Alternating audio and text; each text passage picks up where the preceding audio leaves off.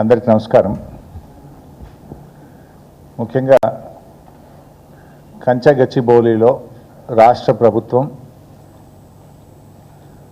అన్ని నియమ నిబంధనలను ఉల్లంఘించి పండగ రోజుల్లో సెలవు దినాల్లో అడవుల విధ్వంసానికి వన్యప్రాణుల విధ్వంసానికి పాల్పడినటువంటి తీరును ఈరోజు ఢిల్లీ నుంచి వచ్చినటువంటి సెంట్రల్ ఎన్విరాన్మెంట్ అడ్వైజరీ కమిటీకి వివరించడం జరిగింది. బీఆర్ఎస్ పార్టీ ఆధ్వర్యంలో మేమందరం కూడా ఒక డెలిగేషన్గా వెళ్ళి ఈ రాష్ట్రంలో ఏ రకంగా అడవుల విధ్వంసం జరుగుతూ ఉంది, వన్యప్రాణుల పట్ల ఎంత దారుణంగా ఈ రాష్ట్ర ప్రభుత్వం వ్యవహరిస్తూ ఉందనేటువంటి విషయాల్ని డీటెయిల్డ్గా కమిటీకి అన్ని డాక్యుమెంట్లతో ఆధారాలతో 11 పేజీల రిప్రజెంటేషన్ ఇవ్వడం జరిగింది. దాదాపు 200 పేజీల డాక్యుమెంట్స్ అన్నీ కూడా వారికి సబ్మిట్ చేయడం జరిగింది. కమిటీ కొన్ని క్వశ్చన్స్ కూడా మమ్మల్ని వేశారు. వాటన్నిటికీ కూడా మేము ఆన్సర్స్ ఇచ్చాం. కొన్ని డాక్యుమెంట్స్ కూడా వారికి ఇవ్వడం జరిగింది. ముఖ్యంగా ఈరోజు మనందరం కూడా చూస్తూ ఉంటాం, రాష్ట్రంలో ఒక పేద రైతు తన పొలంలో ఉన్న చింత చెట్టో యాప చెట్టో కొట్టుకుంటే ఎంఆర్ఓ ఎస్ఐ పోయి ఆ ట్రాక్టర్ను సీజ్ చేస్తారు, పోలీస్ స్టేషన్ తీసుకుపోతారు, ఆ రైతు మీద కేసులు పెడుతుంటారు, లక్షల రూపాయల పెనాల్టీ వేస్తుంటారు. మరి ఇక్కడ వేలాది చెట్లు వందలాది ఎకరాల్లో నరుకుతూ ఉంటే ఏం చేస్తున్నట్టు, రెవెన్యూ వ్యవస్థ ఏం చేస్తున్నట్టు, ఫారెస్ట్ డిపార్ట్మెంట్ ఏం చేస్తున్నట్టు, ఎందుకు కళ్ళు మూసుకున్నారు? అంటే పేద రైతుకో న్యాయం, రేవంత్ రెడ్డికో న్యాయం ఉంటుందా? న్యాయం అనేటువంటిది, చట్టం అనే దానికి అది ముఖ్యమంత్రి అయినా ఒక రైతు అయినా అందరూ సమానమే. ఇక మనందరం కూడా చూస్తాం, మన హైదరాబాద్లో జూబ్లీ హిల్స్లో కావచ్చు, బంజారా హిల్స్లో కావచ్చు, హైదరాబాద్ నగరంలో ఎవరైనా ఇల్లు కట్టాలంటే మన వాల్తా చట్టం ఏం చెప్తుందంటే, వాల్తా చట్టం ప్రకారంగా వాళ్ళు ఆన్లైన్లో డిపార్ట్మెంటుకు గ్రామీణ ప్రాంతాలైతే 50 రూపాయలు, పట్టణ ప్రాంతం అయితే 100 రూపాయల ఛాలెంజ్ కట్టి నేను ఇల్లు కట్టాలనుకుంటున్నా, ఈ చెట్టు కొట్టాల్సిన అవసరం ఉందని దరఖాస్తు చేయాలి. ఆ దరఖాస్తును పరిశీలించిన తర్వాత కమిటీ ఒక్కొక్క చెట్టుకు 450 రూపాయలు డిపాజిట్ చేయమని చెప్తుంది. అదేవిధంగా ఒక చెట్టు కొడితే 2 చెట్లు పెంచాలనే నిబంధన ఉంటుంది. సో దాన్ని ఆ కమిటీ రికమెండ్ చేసిన తర్వాత 450 రూపాయలు ఫారెస్ట్ డిపార్ట్మెంట్ కట్టిన తర్వాత అనుమతి ఇచ్చిన తర్వాత చెట్టు కొట్టాలి. కానీ ఇక్కడ దరఖాస్తే పెట్టలేదు. ఇక్కడ ఎక్కడ కూడా అటవీ శాఖకు అనుమతి కూడా కోసం దరఖాస్తు కూడా పెట్టలేదు. చట్టం ఏం చెప్తుందంటే అటవీ భూముల్లో చెట్టు కొట్టడం కాదు, నీ సొంత పట్టా భూమిలోనైనా నీ హౌస్ సైట్లోనైనా ఎక్కడ చెట్టు కొట్టినా డిపార్ట్మెంట్ యొక్క అనుమతి తీసుకోవాలని చెప్పి మన చట్టం చెప్తుంది. అందుకే మేము చాలా సందర్భాల్లో ఎమ్మెల్యేలుగా మేము కూడా చూస్తుంటాం, మా దగ్గర ఒక రైతు తెలవక, చట్టం మీద అవగాహన లేక ఒక చింత చెట్టో యాప చెట్టో పంట పండుతలేదు, నీడలో పంట పండలేదని చెట్టు కొడితే ఆ ట్రాక్టర్ సీజ్ చేస్తారు, పనిముట్లు సీజ్ చేస్తారు, రైతు మీద కేసు పెట్టి లక్షల రూపాయల పెనాల్టీలు వేస్తుంటారు. కానీ ఇక్కడ ఏమైంది, కంచే చేను మేసినట్టుగా ఇవాళ మొత్తం రాష్ట్ర ప్రభుత్వమే బుల్డోజ్ చేస్తూ ఉంది. రాష్ట్ర ప్రభుత్వమే వేలాది చెట్లను ఈరోజు నరికివేత చేసింది. ఇంకోటి, పోలీస్ స్టేషన్లో వీళ్ళు అప్లై చేసినారు, చెట్లు నరకడానికి పోలీస్ స్టేషన్లో దరఖాస్తు పెట్టింది టీజీఐఐసి. ఏమని, మేము ఈ అడవిని ఇక్కడ ఉన్నటువంటి చెట్లను నరకదలుచుకున్నాము, మాకు రక్షణ ఇవ్వండి అని పోలీసులకు దరఖాస్తు చేసినారు. మరి పోలీసులు ఎవరైనా దరఖాస్తు పెడితే వాళ్ళు అడుగుతున్నది న్యాయబద్ధమైన పనా, అది చట్టానికి లోబడిన పనా కాదా అనేటువంటిది డ్యూ డిలిజెన్స్ చేసుకోవాల్సిన బాధ్యత పోలీస్ డిపార్ట్మెంట్కి ఉంటుందా ఉండదా? టీజీఐసి పెట్టిన దరఖాస్తే నేరపూరితమైనటువంటిది. పోలీసు ఏం చేయాల్సి ఉండే, మీరు చెట్లు కొడుతున్నారు కదా, దీనికి ఫారెస్ట్ డిపార్ట్మెంట్ అనుమతి ఉందా, ఇది వాల్తా చట్టానికి లోబడి ఉందా, వైల్డ్ లైఫ్ యాక్ట్కు లోబడి ఉందా, అవన్నీ చూసిన తర్వాత పోలీసులు అనుమతి ఇవ్వాల్సినటువంటి బాధ్యత ఉంటుంది. కానీ ఇవాళ ఏదీ చూడకుండానే పోలీసు రక్షణలో రాత్రింబవళ్ళు 50 బుల్డోజర్లు పెట్టి చెట్లను ఊచకోత కోసినటువంటి పరిస్థితి. ఇవాళ దాదాపు 3 జింకలు చనిపోయినాయి ఇప్పటికే అని చెప్పి స్పష్టంగా ఫొటోస్తో సహా ఎవిడెన్స్తో సహా కుక్కలు కొరికేస్తున్నాయి, జింకలు చనిపోతూ ఉన్నాయి, జింకలు పరిసర ప్రాంతాల ప్రజల ఇళ్లల్లోకి వస్తున్నాయి. అంటే అది ఉన్నటువంటి గూడును చెదరగొట్టినప్పుడు దిక్కులేక అవన్నీ కూడా పరిసర ప్రాంతాల్లోకి పోవడం, కుక్కల దాడిలో చనిపోయేటువంటి పరిస్థితి ఏర్పడ్డది. వెనకట సినిమా యాక్టరు సల్మాన్ ఖాన్ ఒక జింకను చంపితే ఆయన జైల్లో పెట్టిండ్రు. ఒక జింకను చంపితే అతన్ని జైల్లో పెట్టిండ్రు. సంవత్సరాల తరబడి కోర్టుల చుట్టూ పోలీస్ స్టేషన్ల చుట్టూ తిరిగిండు. మరి 3 జింకలు చంపితే ఈ మరణానికి కారణం ఈ ముఖ్యమంత్రి, ఈ ప్రభుత్వం కాదా? దీని మీద న్యాయపరంగా చర్య తీసుకోవాలనే వద్దా? సెక్షన్ 29 ప్రకారం, సెక్షన్ 29 వైల్డ్ లైఫ్ యాక్ట్ ప్రకారంగా ఒక జింక కానీ ఒక ఎనిమల్, వైల్డ్ లైఫ్ ఎనిమల్ ఏదైనా చనిపోతే 7 సంవత్సరాల శిక్ష వేయాలని చట్టం చెప్తా ఉంది.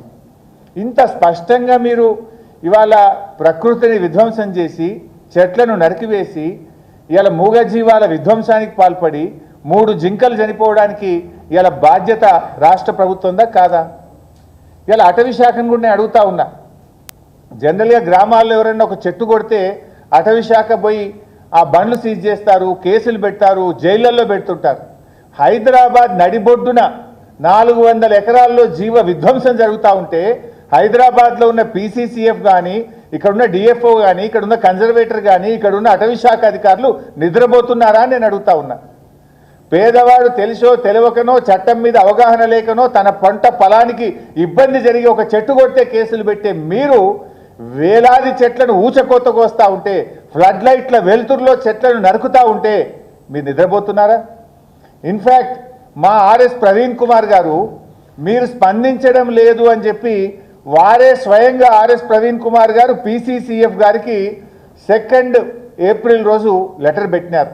ఇక్కడ జీవ విధ్వంసం జరుగుతూ ఉంది, ఇక్కడ చెట్లన్నీ కూడా అనుమతి లేకుండా కొడతా ఉన్నారు, వైల్డ్ లైఫ్ ఎఫెక్ట్ అవుతూ ఉంది, తక్షణమే చర్య తీసుకోండి అని 2 ఏప్రిల్ నాడు స్వయంగా ఆర్ఎస్ ప్రవీణ్ కుమార్ గారు మన అటవీ శాఖ కార్యాలయానికి వెళ్ళి అరణ్య భవన్లో దరఖాస్తు ఇచ్చారు. మీకు దరఖాస్తు వచ్చిన తర్వాత కూడా స్పందించారా? రోజు అన్ని పత్రికల్లో హెడ్లైన్స్ వస్తుంటుంది, టీవీల్లో హెడ్లైన్స్ వస్తుంటుంది, యూనివర్సిటీ విద్యార్థులు రోడ్డు మీదకి వచ్చి ధర్నాలు చేస్తూ ఉంటారు, అయినా మీరు స్పందించరు. పోనీ మా ఆర్ఎస్ ప్రవీణ్ కుమార్ గారు స్వయంగా లేఖ రూపంలో మీ కార్యాలయానికి వచ్చి మీ చేతిలో కాగితం పెట్టిన తర్వాత కూడా అటవీ శాఖ స్పందించలేదు అంటే ఇది అటవీ శాఖ యొక్క పూర్తి నిర్లక్ష్యం, నేరపూరితమైన నిర్లక్ష్యం. అటవీ శాఖ స్పందించకపోవడం వల్లనే ఈరోజు ఇన్ని వేల కొద్ది చెట్లు నరకబడ్డాయి, ఇన్ని జింకలు ముచ్చివాత పడ్డాయి, ఇలా వైల్డ్ ఎనిమల్స్ అన్ని కూడా ఇబ్బంది పడ్డటువంటి పరిస్థితి ఉన్నది. ఇలా ఈ బాధ్యత మీది, మీరు స్పందించలేకపోయారు. ముఖ్యంగా ఈరోజు చాలా విషయాలు కూడా మేము వారి దృష్టికి తీసుకుపోవడం జరిగింది. ఇవాళ అనేక రకాల వయలేషన్స్ ఇక్కడ జరిగినాయి. ఒకటి, మన రాష్ట్ర ప్రభుత్వంలో అనేక చట్టాలు కూడా ఉన్నాయి. వైల్డ్ లైఫ్ యాక్ట్తో పాటు వాల్తా యాక్ట్ 2002, ఇది మన రాష్ట్ర ప్రభుత్వం తెచ్చిన వాల్తా యాక్ట్. ఈ వాల్తా యాక్ట్ ప్రకారంగా ఎవరైనా చెట్టు కొట్టాలంటే రాష్ట్ర ప్రభుత్వం అనుమతి తీసుకోవాలి. అంతేకాకుండా సాయిల్ కన్జర్వేషన్ కూడా, అక్కడ చెరువు కూడా ఉంది, ఆ సాయిల్ కన్జర్వేషన్ కూడా దృష్టిలో పెట్టుకొని తగిన చర్యలు తీసుకోవాలి. దానికి ఏమేం రూల్స్ ఫాలో కావాలో ఇక్కడ స్పష్టంగా చెప్పారు, ఇది కూడా వారికి అందించాం. అదేవిధంగా తెలంగాణ ఏర్పడ్డ తర్వాత 2017లో జీవో నంబర్ 23 మన రాష్ట్ర ప్రభుత్వ అటవీ శాఖ ఇష్యూ చేసినటువంటి గైడ్ లైన్స్. ఈ రాష్ట్రంలో ఎవరైనా ఏదైనా చెట్టు కొట్టాలంటే ఆన్లైన్లో మీరు దరఖాస్తు చేయాలి, 100 రూపాయలు దరఖాస్తు చేయాలి. తర్వాత అటవీ శాఖ అధికారులు ఇన్స్పెక్ట్ చేసి పర్మిషన్ ఇచ్చిన తర్వాత ఒక్కొక్క చెట్టుకు 450 రూపాయలు డిపాజిట్ చేసిన తర్వాత అటవీ శాఖ అనుమతి ఇచ్చిన తర్వాత చెట్టు కొట్టాలి. అది అటవీ భూమి కాదు, పట్టా భూమి అయినా, హౌస్ సైట్ అయినా, వ్యవసాయ భూమి అయినా, ప్రభుత్వ భూమి అయినా, అది ఏ భూమి అయినా సరే అనుమతి తప్పనిసరి అని చెప్పి జీవో నంబర్ 23 5/7/2017లో చాలా స్పష్టంగా ఇందులో పేర్కొనబడింది. ఇది కాకుండా సుప్రీంకోర్టు ఒక ఆర్డర్ ఇచ్చింది 4/3/2025, అంటే 4th March 2025న ఒక ఆర్డర్ ఇచ్చింది సుప్రీంకోర్టు. ఇన్ఫ్యాక్ట్ దానికంటే ఏడాది ముందే సుప్రీంకోర్టు ఒక ఆర్డర్ ఇచ్చింది. ఎంత స్పష్టమైన ఆర్డర్ ఇచ్చిందంటే, మీరు అటవీ భూములే కాకుండా ద డెఫినేషన్ ఆఫ్ ఫారెస్ట్ అంటే అది గవర్నమెంట్ రికార్డులో ఫారెస్ట్ భూమి అని రాయవలసిన అవసరం లేదు. అది ఫారెస్ట్ నేచర్ కలిగి ఉంటే అది అటవీ భూమియే. అటువంటి భూములు మీ రాష్ట్రంలో ఎన్ని ఉన్నాయి? అటవీ భూములే కాకుండా అటవీలో ఉండేటువంటి లక్షణాలు కలిగినటువంటి ప్రభుత్వ భూములు, పట్టా భూములు మీ రాష్ట్రాల్లో ఎన్ని ఉన్నాయి, వాటి వివరాలు ఇవ్వండి అని దేశంలోని అన్ని రాష్ట్రాలను కూడా సుప్రీంకోర్టు కోరింది. ఆ సుప్రీంకోర్టు ఉత్తర్వుల మేరకు మన రాష్ట్రంలో కూడా ఒక కమిటీ వేశారు. ఆ కమిటీ ఒకవైపు పనిచేస్తూ ఉంది. ఈ రాష్ట్రంలో అటవీ శాఖ యొక్క లక్షణాలు కలిగినటువంటి అటవేతర భూములను గుర్తించేటువంటి కమిటీ ఈ రాష్ట్ర ప్రభుత్వం వేసింది. ఆ కమిటీని ఎక్స్పర్ట్ కమిటీ పనిచేస్తూ ఉంది. అంటే ఏంటి, ఎక్స్పర్ట్ కమిటీకి ఏం బాధ్యత ఇచ్చింది సుప్రీంకోర్టు, రాష్ట్ర ప్రభుత్వము? అంటే ఎక్కడైనా ప్రభుత్వ భూముల్లో, పట్టా భూముల్లో బాగా చెట్లు పెరిగి ఉంటే, అక్కడ వన్యప్రాణులు ఉంటే అటువంటి భూములను గుర్తించి సుప్రీంకోర్టుకు వివరాలు ఇవ్వండి అని అడిగింది. గుర్తించి ఆ భూములు కాపాడండి, వివరాలు ఇవ్వండి అని సుప్రీంకోర్టు చెప్తే వీళ్ళు ఆ భూములను గుర్తించి తెగ నరికే పనిచేసినారు. మరి ఎక్స్పర్ట్ కమిటీ ఏం చేస్తుంది? ఒకవైపు సుప్రీంకోర్టు స్పష్టంగా చెప్పింది, 4th March 2025 order number 1164 of 2023 Ashok Kumar Sharma versus Indian forest service. ఇలాంటి స్పష్టమైన ఆర్డర్ ఒకవైపు సుప్రీంకోర్టు ఇస్తే, ఈ సుప్రీంకోర్టు ఉత్తర్వులను ఉల్లంఘనకి ఈరోజు రాష్ట్ర ప్రభుత్వం పాల్పడ్డది అని చెప్పి మేము ఆధారాలతో సహా వారికి ఇవ్వడం జరిగింది. రెండవది, మన 1980లో ఒక సుప్రీంకోర్టు ఇంకొక జడ్జిమెంట్ ఇచ్చింది. గోదావర్మన్ వర్సెస్ యూనియన్ ఆఫ్ ఇండియాలో 1980లో సుప్రీంకోర్టు ఇంకొక జడ్జిమెంట్ ఇచ్చింది. డెఫినేషన్ ఆఫ్ ఫారెస్ట్, అంటే ఫారెస్ట్కి ఒక కొత్త నిర్వచనాన్ని ఇచ్చింది సుప్రీంకోర్టు.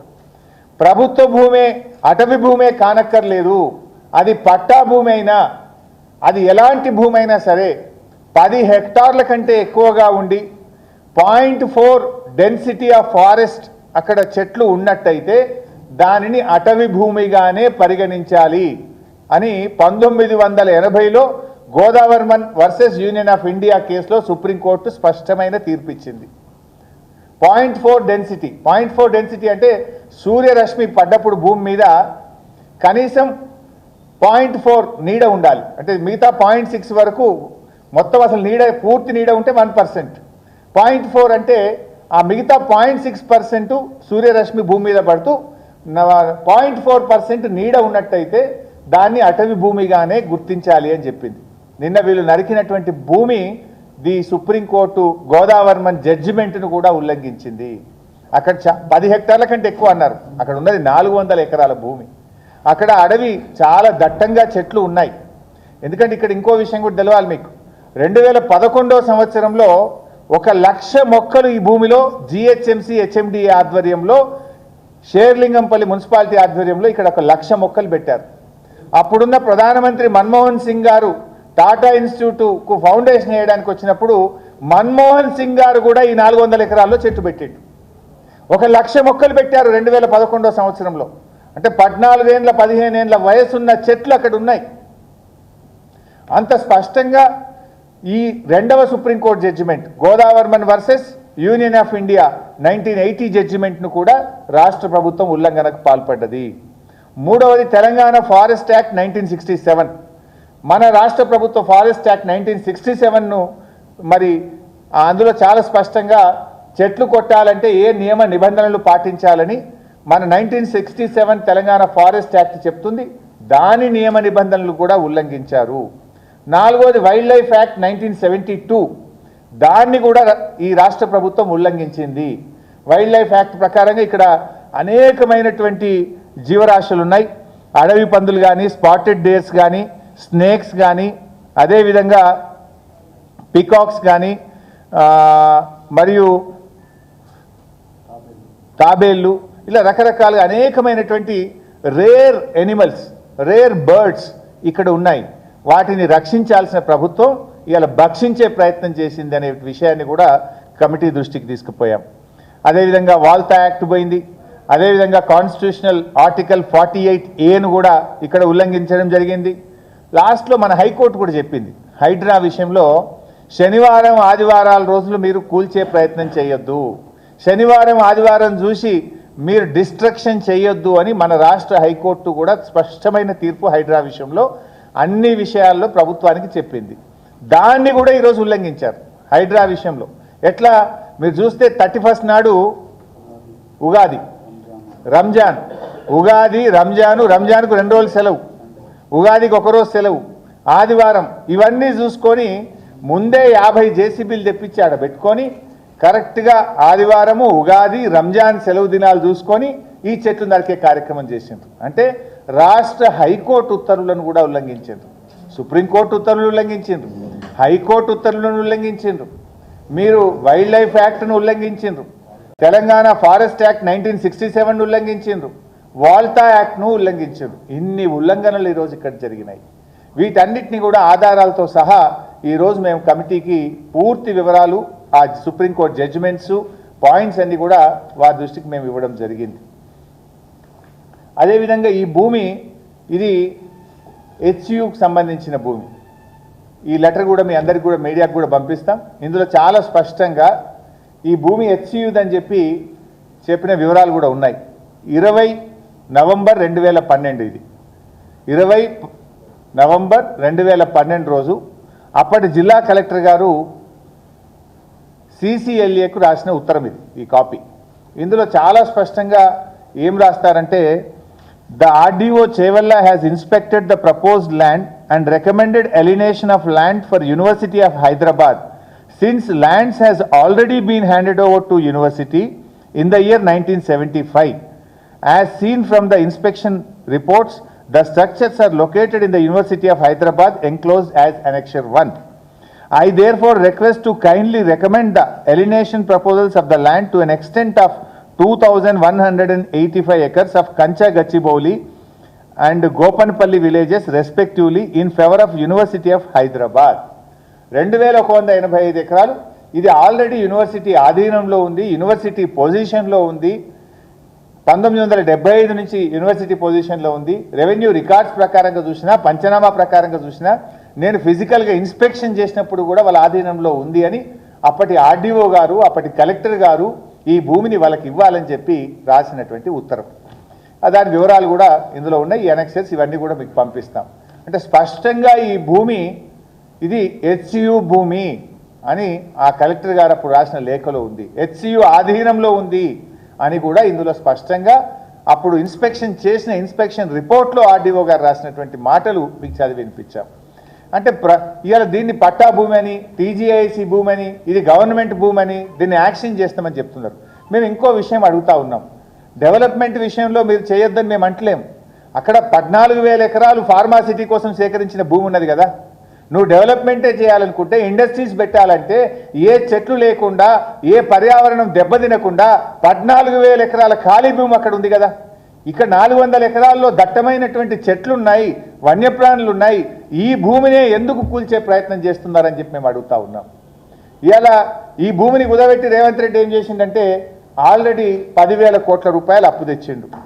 ఈ భూమిని కుదబెట్టి 10,000 కోట్ల అప్పు తెచ్చి రేవంత్ రెడ్డి గారు ఇవాళ ఈ భూమి మీద అప్పు తేవడమే కాదు, మొత్తం మార్టిగేజ్ చేసిండ్రు. ఈ మార్టిగేజ్ డాక్యుమెంట్, ఈ భూమిని మార్టిగేజ్ చేసినటువంటి డాక్యుమెంట్ ఇది. 10,000 కోట్ల రూపాయలు అప్పు తేవడానికి ఈ భూమిని ఒక ఇదే చూడ కళ్ళు కొంచెం వస్తుంది నాకు సైడ్ చిన్నగా ఉన్నది.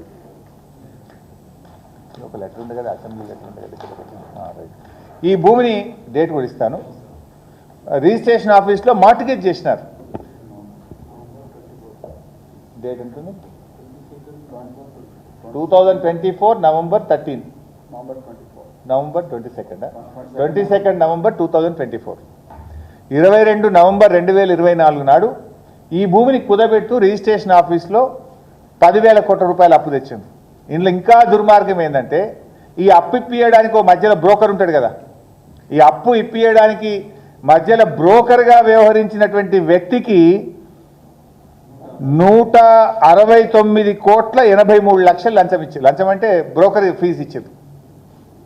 అప్పు ఇప్పించిన బ్రోకర్కు 169 కోట్ల 83 లక్షలు బ్రోకర్ ఫీజు కట్టింది ఈ ప్రభుత్వం అప్పు ఇప్పించినందుకు.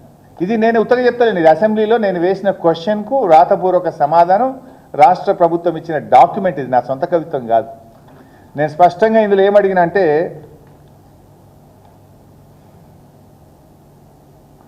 the details of merchant bankers, the quantum of amount to be paid to them till now, ఈ రోజు వరకు ఎంత కట్టింది ఆ బ్రోకర్ కంటే ఇలా రాసింది ప్రభుత్వం answer. Merchant banker name trust investment advisers private limited, an amount of 169 crores 83 lakhs 97,978 rupees has been paid. దాదాపు 170 కోట్లు అప్పిప్పించిన బ్రోకర్కు వీళ్ళు డబ్బులు లంచం ఇచ్చిండ్రా, మరి ఫీజు ఇచ్చింది.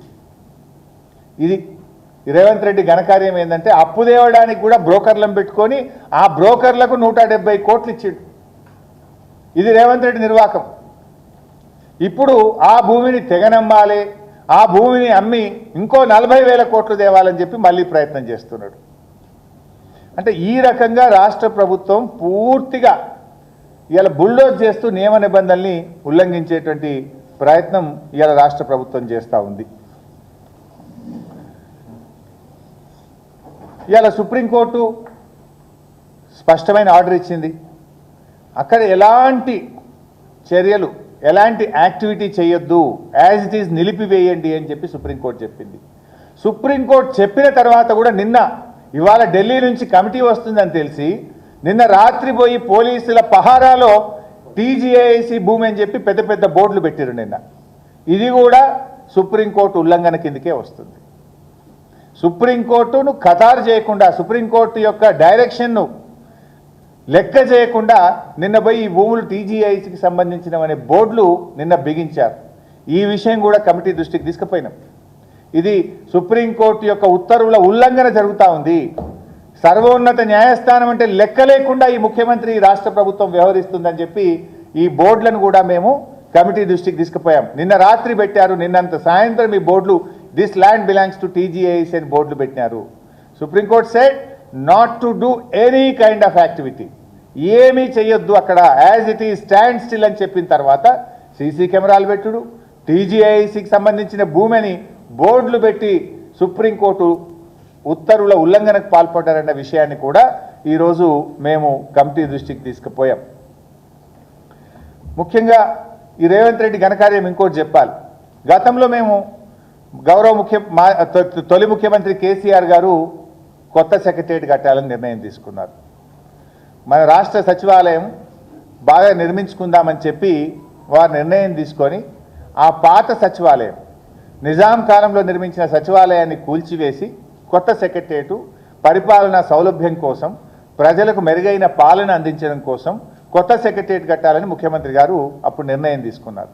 ఇదే రేవంత్ రెడ్డి ఆ రోజు హైకోర్టుకు పోయిండు, గ్రీన్ ట్రిబ్యునల్కి పోయిండు చెన్నైకి, సుప్రీంకోర్టులో కూడా కేసేసిండు. ఏమని? అరే వీళ్ళు చెట్లు కొడుతురు, చెట్లు అప్పుడు ఉన్నాయో 10-20 చెట్లు కంతే. సెక్రటేరియట్ కట్టడానికి 10-20 చెట్లు, అది కూడా కొట్టలే అప్పుడు ప్రభుత్వం. ఆపండి సెక్రటేరియట్ పనులు ఆపండి అని గ్రీన్ ట్రిబ్యునల్ స్టే ఇవ్వమని అడిగిండు. హైకోర్టుకు పోయి స్టే ఇవ్వండి అని అడిగిండు. సుప్రీంకోర్టుకు పోయి ఈ సెక్రటేరియట్ కట్టద్దు ఆపండి అని చెప్పి కోర్టులలో కేసు వేసిండు రేవంత్ రెడ్డి. ఏమని పోయిండు రేవంత్ రెడ్డి? చెట్లు కొట్టద్దు అని పోయిండు. కానీ అప్పుడు బీఆర్ఎస్ ప్రభుత్వం మేము అన్ని రూల్స్ అండ్ రెగ్యులేషన్స్ ఫాలో అయినాం. వాల్తా యాక్ట్ ప్రకారంగా దరఖాస్తు చేసి ఒక్కొక్క చెట్టుకు ఫీజు కట్టి ఆ చెట్లను రీప్లేస్ చేసి అన్ని అనుమతులు తీసుకొని మేము చేసినాం కనుక ఆనాటి రేవంత్ రెడ్డి కేసును హైకోర్టు కొట్టేసింది, సుప్రీంకోర్టు కొట్టేసింది, గ్రీన్ ట్రిబ్యునల్ కూడా కొట్టేసింది. మరి నేను రేవంత్ రెడ్డికి ఇవన్నీ తెలియయా? నువ్వు ఆనాడు సెక్రటరియట్లో 5-10 చెట్లు కొట్టొద్దనే నువ్వు కేసులు వేసినోనివి, 1000 చెట్లు కొట్టడానికి ఏ అనుమతి లేకుండా నువ్వు ఎట్లా చేసినావు అంటున్నా. అంటే ఇది లెక్కలేనితనమా? ఇది బరి తెగింప? ఇది నేరపూరితమైన నిర్లక్ష్యం కాదా? అందువల్లనే కఠినంగా చర్యలు తీసుకోవాలి. దీంట్లో బాధ్యులైన వారు ఎవరైనా, ఎంతటి వారైనా కఠినమైన చర్యలు తీసుకోవాలని చెప్పి మేము కమిటీని కోరాం. నువ్వు ఆనాడు 5-10 చెట్లుంటేనే తప్పు, ఇది సెక్రటేరియటే కట్టద్దు అని కేసులు పెట్టినవి, ఇవాళ 100 ఎకరాల్లో లక్షల కొద్ది చెట్లు కొట్టడం is it not a negligence? Criminal negligence. అందువల్ల దీని మీద యాక్షన్ తీసుకోవాలి. అందరిలా ముఖ్యమంత్రి నుంచి మొదలుకుంటే అటవీ శాఖ అధికారులు కానీ, చీఫ్ సెక్రటరీ గారు కానీ, మన పోలీస్ డిపార్ట్మెంటు నిర్లక్ష్యం కూడా ఉంది. ఇప్పుడు ఒక నేరం చేయడానికి పోతున్నా నాకు రక్షణ ఇవ్వంటే పోలీసులు రక్షణ ఇస్తారా? రక్షణ ఎప్పుడు ఇవ్వాలి? రక్షణ ఇచ్చే ముందు, ప్రొటెక్షన్ ఇచ్చే ముందు దేనికోసం దరఖాస్తు వచ్చింది, అది చట్టానికి లోబడిన పనా, చట్టాన్ని ఉల్లంఘించినటువంటి పనా, డ్యూ డిలిజెన్స్ చేసుకోవాల్సిన బాధ్యత పోలీసులకు లేదా? అంటే పోలీస్ డిపార్ట్మెంట్ కూడా కళ్ళు మూసుకొని ఇలా ప్రొటెక్షన్ ఇచ్చి విద్యార్థుల మీద లాఠీ చార్జ్ చేసి దగ్గరుండి ఈ జీవ విధ్వంసంలో భాగస్వామ్యమైంది పోలీస్ డిపార్ట్మెంట్. ఈ రోజు కూడా 2 విద్యార్థులు జైల్లోనే ఉన్నారు. 6 కేసులు ఇలా పిల్లల మీద పెడితే ఇవాళ కూడా పిల్లలు జైల్లోనే ఉన్నారు. అక్రమ కేసు కాదా? మీరు నేరం చేసి అన్యాయాన్ని ప్రశ్నించిన పాపానికి పిల్లల్ని జైల్లో పెట్టారు. ఆ పిల్లలు చేసిన పాపం ఏంది? మీరు ఫారెస్ట్ కన్జర్వేషన్ యాక్ట్ను ఉల్లంఘిస్తున్నారు, మీరు వైల్డ్ లైఫ్ యాక్ట్ను ఉల్లంఘిస్తున్నారు, మీరు వాల్టా యాక్ట్ను ఉల్లంఘిస్తున్నారు, మీరు చట్టాన్ని ఉల్లంఘిస్తున్నారు. ఇది తప్పు అని ప్రశ్నించిన పాపానికి పిల్లల మీద అక్రమ కేసులు పెట్టి జైల్లో పెట్టారు. 10 రోజులైంది ఇలా పిల్లలు జైల్లో ఉన్నారు. ఇంకా ఇలా గమ్మత్ జోకు, ముఖ్యమంత్రి ఏమో ఆయన్నే హోంమంత్రి, ఆయన్నే ముఖ్యమంత్రి. పిల్లల మీద లాఠీ చార్జ్ చేయించింది, పిల్లల్ని కేసులు పెట్టింది, పిల్లలను జైలు వేసింది హోంమంత్రిగా, ముఖ్యమంత్రిగా రేవంత్ రెడ్డి. కానీ ఆ పిల్లల్ని విడుదల చేయమని చెప్తాడు ఉప ముఖ్యమంత్రి. అంటే ఒక ఆయన కేసు పెట్టి లోపలేయమంటాడు, ఒక ఆయన ఇడిపియమంటాడా? ఇదేమి నవ్వులాటనా? ఇది బేషరతుగా క్షమాపణ చెప్పాలి రేవంత్ రెడ్డి. ఆ పిల్లల్ని ఇలా అన్యాయంగా జైల్లో పెట్టినావు, ఆ పిల్లల భవిష్యత్తును దెబ్బతీసినావు. ఆ పిల్లలు ఈ దేశంలో సుప్రీంకోర్టు చట్టాలను, భారత రాజ్యాంగాన్ని, అటవీ చట్టాలను, వైల్డ్ లైఫ్ చట్టాలను వాటిని కాపాడండి అని చెప్పి దేశం కోసం, ప్రకృతి కోసం, అడవుల కోసం, చెట్ల కోసం, పర్యావరణం కోసం, ప్రజల కోసం ఆ పిల్లలు పోరాడింది. ఆ పిల్లలకు అండగా ఉండాల్సింది పోయి రక్షించాల్సిన వాడే భక్షించే విధంగా ఈ ప్రభుత్వం ప్రయత్నం చేసింది. ప్రభుత్వం చేయాల్సిన పనిని పిల్లలు చేశారు. సిగ్గుపడి తలదించుకొని ఆ పిల్లలు న్యాయంగా అడిగినటువంటి దాన్ని మీరు స్వీకరించాల్సింది పోయి ఆ పిల్లల్ని జైల్లో పెట్టారా అని చెప్పి నేను అడుగుతా ఉన్నా. ఇది చాలా దుర్మార్గమైనటువంటి విషయం. సో ఈ విషయాలన్నీ కూడా ఈరోజు వారి దృష్టికి మేము తీసుకుపోయాం. ఇలా ఎక్కడో ఎవరో చిన్న సోషల్ మీడియాలో ఒక పోస్టు పెడితే, ఒక జింక చనిపోయిందని పోస్టు పెడితే సూమోటో కేసులు పెడుతున్నారు పోలీసులు పోయి. మరి ఈడెందుకో పెట్టరు సూమోటో కేసులు? ఈడెందుకు పెట్టరు సూమోటో కేసులని అడుగుతున్నా డీజీపీని. ఏం డీజీపీ గారు, ఇవాళ సోషల్ మీడియాలో ముఖ్యమంత్రిని ఒక మాట అంటనో, ఒక జింక చనిపోయిందంటనో, ఒక వాస్తవాలను సోషల్ మీడియాలో పోస్ట్ చేస్తే అర్ధరాత్రి పూట వచ్చి ఆడవాళ్ళు అని కూడా చూడకుండా జైళ్ళలో పెడుతున్నారే. మరి ఇక్కడ పర్యావరణ సమతుల్యం దెబ్బతీస్తూ, క్రిమినల్ నెగ్లిజెన్స్కు పాల్పడుతూ, వేలాది చెట్లను నరుకుతూ, మూగ జీవాలను చావుకు కారణమైనటువంటి వాళ్ళ మీద ఎందుకు సూమోటో కేసు పెట్టరు? ఎందుకు పోలీస్ డిపార్ట్మెంట్ పనిచేయదు? చట్టం కళ్ళు మూసుకుందా అని చెప్పి నేను అడుగుతా ఉన్నా. చట్టానికి అందరూ సమానమే కదా. మీకు మా ఆర్ఎస్ ప్రవీణ్ కుమార్ గారు వచ్చి దరఖాస్తు ఇచ్చిన తర్వాత కూడా అటవీ శాఖ కళ్ళు మూసుకుంటుందా? అంటే పేదవాడు చెట్టు కొడితే జైల్లో పెట్టారు, పేదవాడు చెట్టు కొడితే లక్షల్లో పెనాల్టీ చేస్తారు. కానీ రేవంత్ రెడ్డి 1000 చెట్లు కొట్టినా, జీవ విధ్వంసానికి పాల్పడ్డా ఎందుకు సూమోటో కేసు బుక్ చేయరు అని నేను అడుగుతా ఉన్నా. దీంట్లో అందరూ భాగస్వామే. ఇలా నేరానికి సహకరించిన వాళ్ళు కూడా నేరస్తులే అని చెప్పి చట్టం చెప్తుంది. నేరం చేసిన వాళ్ళే కాదు, దాన్ని నియంత్రించాల్సిన వాళ్ళు, కాపాడవలసినటువంటి వాళ్ళు కళ్ళు మూసుకుంటే వాళ్ళు కూడా నేరస్తులే, నేరంలో భాగస్వాములే. This is the act of the country, rule of the country. So దీంట్లో ఇటు పోలీసులు కావచ్చు, అటవీ శాఖ కావచ్చు, ప్రభుత్వ పెద్దలు కావచ్చు, అందరూ కలిసి చేసినటువంటి నేరం. దీని మీద సమగ్రమైనటువంటి విచారణ జరపాలని, దోషులను కఠినంగా శిక్షించాలని, ఆ భూములు హెచ్యుకే చెందాలని, అక్కడ తిరిగి జీవ వైవిధ్యాన్ని యథాస్థితికి తేవాలని చెప్పి కమిటీ దృష్టికి మేము తీసుకురావడం జరిగింది. సో కమిటీ కూడా చాలా పాజిటివ్గా రిసీవ్ చేసుకుంది. వారి ఈమెయిల్ ఐడి కూడా ఇచ్చి వివరాలన్నీ కూడా మెయిల్లో డీటెయిల్గా మాకు పంపండి అని చెప్పి కోరారు. మేము కొన్ని డాక్యుమెంట్స్ కూడా ఇచ్చాం. ఇంకా కొన్ని వివరాలు కూడా మమ్మల్ని కోరారు. ఆ వివరాలు కూడా తెప్పించి మేము కమిటీకి నివేదిస్తాం. Thank you.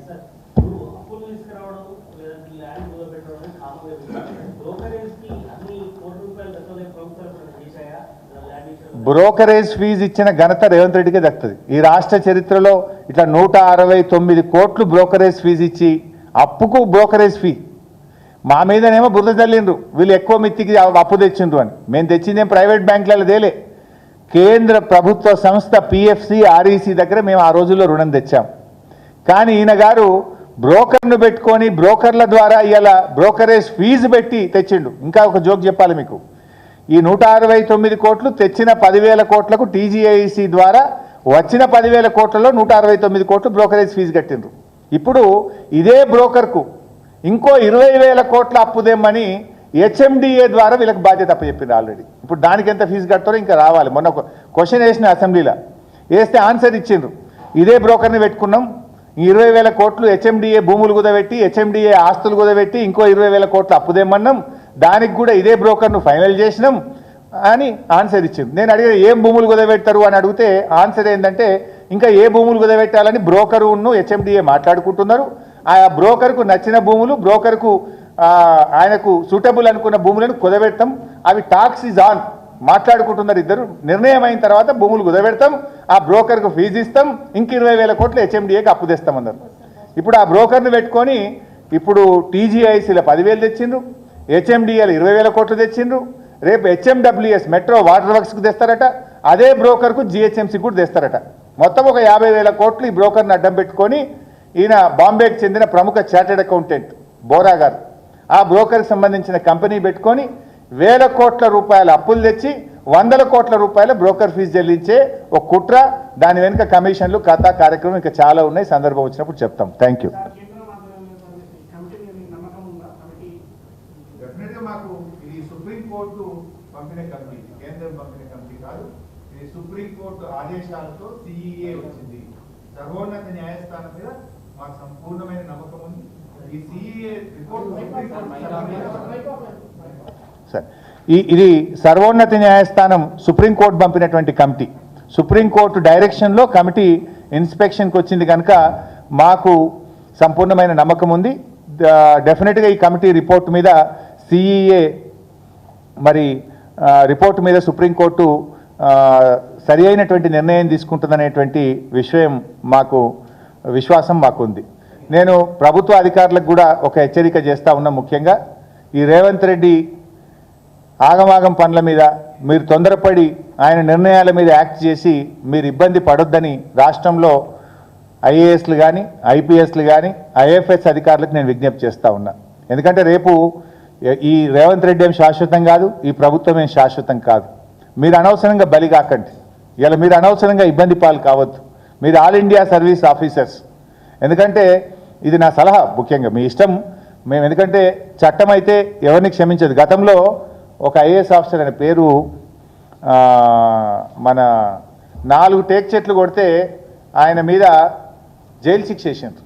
ఒక జిల్లా కలెక్టరు తన ప్రిమిసెస్లో ఉన్నటువంటి దాంట్లో 4 చెట్లు కొడితే ఆయనకు జైలు శిక్ష పడ్డది. సో అంత కఠినమైన చట్టాలు ఈ దేశంలో ఉన్నాయి.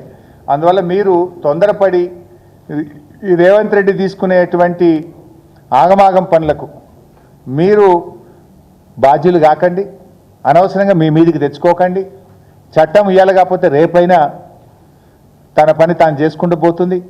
సో అందువల్ల ఐఏఎస్ ఆఫీసర్లు కానీ ఐఎఫ్ఎస్ ఆఫీసర్లు కానీ ఐపీఎస్ ఆఫీసర్లు కానీ ఆల్ ఇండియా ఆఫీసర్స్కి నేను చేసే విజ్ఞప్తి ఒకటే, చావి రంజన్ అనే ఐఏఎస్ ఆఫీసర్కు 2016లో జైలు శిక్ష పడ్డది. చావి రంజన్ ఐఏఎస్ ఆఫీసర్ 5 టేక్ చెట్లు కొట్టిండు. ఆయన ఇంట్లో ఉన్నటువంటి 5 టేక్ చెట్లు కొడితే ఆయన జైలుకి పోయిండు జార్ఖండ్ రాష్ట్రంలో. సో మరి ఇక్కడ ఎన్ని చెట్లు కొట్టిండు? ఇప్పుడు చాలా విలువైనటువంటి వృక్షాలు. ఇవాళ నిన్న కొట్టిన దాంట్లో ఇవాళ సుబాబులే ఉన్నాయని బొంకుతున్నారు ఫారెస్ట్ అధికారులు. సుబాబులు కాదు, అక్కడ సుగంధ పరిమళాలు ఇచ్చేటువంటి శాండల్వుడ్ చెట్లు కూడా ఉన్నాయి. అందులో అనేక విలువైనటువంటి చెట్లు అక్కడ ఉన్నాయి. అండ్ మెడిసినల్ ప్లాంట్స్ కూడా అక్కడ ఉన్నాయి. అక్కడ చెరువు కూడా ఉంది. సాయిల్ కన్జర్వేషన్ యాక్ట్ కూడా ఇక్కడ అప్లై అవుతుంది. అనేక వయలేషన్స్, మేమైతే మా దృష్టికి వచ్చే 7 వయలేషన్స్ను మేము ఇవాళ కమిటీకి చెప్పినాం. సో అందువల్ల ఫైనల్గా ఆల్ ఇండియా ఆఫీసర్స్కు నా సలహా ఏంటంటే, ఈ రేవంత్ రెడ్డి చేసే దుందుడుకు చర్యల వల్ల, అవగాహన రహిత్యంతో తీసుకునే నిర్ణయాల వల్ల మీరు చట్టానికి లోబడి పనిచేయండి. తొందరపడి మీరు ఎటువంటి నిర్ణయాలు తీసుకుంటే మీరు బాధ్యులు అవుతారు, అనవసరంగా మీరు ఇరుక్కపోతారు. మీరు మా రాష్ట్రానికి చెందిన అధికారులు, మీరు బాగుండాలని మేము కోరుకుంటాం, రాష్ట్రానికి మేలు జరగాలని మేము కోరుకుంటాం. ఒత్తిడికి లోను కాకండి, చట్టానికి లోబడి పనిచేయండి. Thank you.